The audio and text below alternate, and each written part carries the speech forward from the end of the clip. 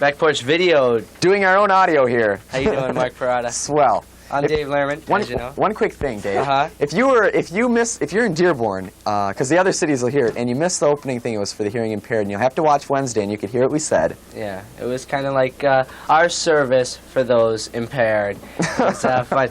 By the way, I spent a terrific Friday evening with Mark Porada last night over at the Thompson Twins show. Yeah, they were great. What'd you think? Pretty hot? Yeah. Yeah. As a matter of Splendid. fact, as much as I think OMD sort of proceeded above them as far as concert enjoyment goes, the show. I think so too, and they definitely had the crowd behind them. Definitely, it was amazing, the force behind that. And should we let the people in on our Thompson Twin little secret or no? No.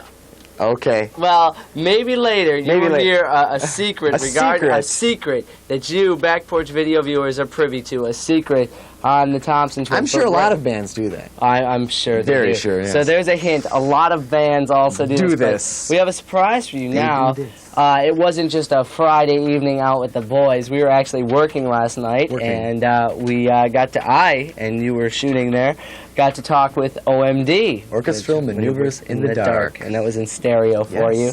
And we're going to take a look at a little package we put together, which includes their video, So in Love, and also a bit of my interview with OMD. Why don't we take a look at that Maneuvers in the Dark. now? Has anything changed much in the lives of OMD since the last time? We've got a damn sight colder than we were at Pine Knob. Oh, yeah, definitely. I bet you're glad this isn't an outdoor gig. Really? No, but it's, I mean, since we were last in town, we've actually had a top 30 hit, and more people have heard about us. And definitely, you guys, not only on the pop charts, but on the dance charts, as well as the college charts. You're on 3 different charts, whizzing up and down, left and right. Interesting way of phrasing that. Did you anticipate that type of crossover?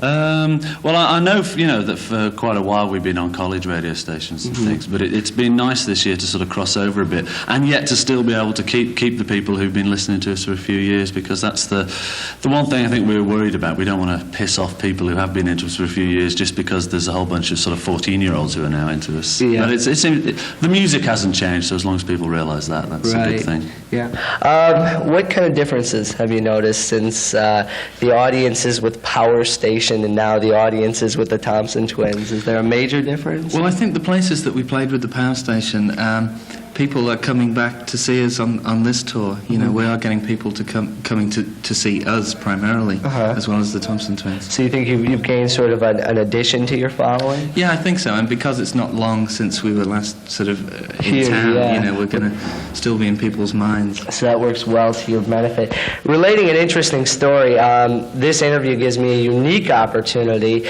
being that when you guys were on last, we had a chance to get viewer feedback, and everybody wanted you back. We got multitudes of letters saying, hey, look, they just announced the OMD's playing with the Thompson Twins. You're going to have them on again. We got all kinds of letters. So being that as it may, it gives me a chance to ask you some of the questions sent in to us by our viewers. One of the ones that strikes my mind at the time was, what kind of albums do you guys listen to now other than your own?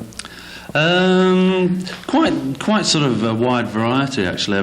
The difficult thing is, like, when you're on the road, is to you've got to pick up cassettes to listen to rather than records, and so you kind of at the whim of the people who stock cassette racks, and since most of the stops you make are truck stops, I mean, sort of like Alabama and Waylon Jennings seem to be becoming quite popular. No, seriously, actually, we're listening to quite a lot of blues stuff at the moment, and we've been digging out all the old Led Zeppelin.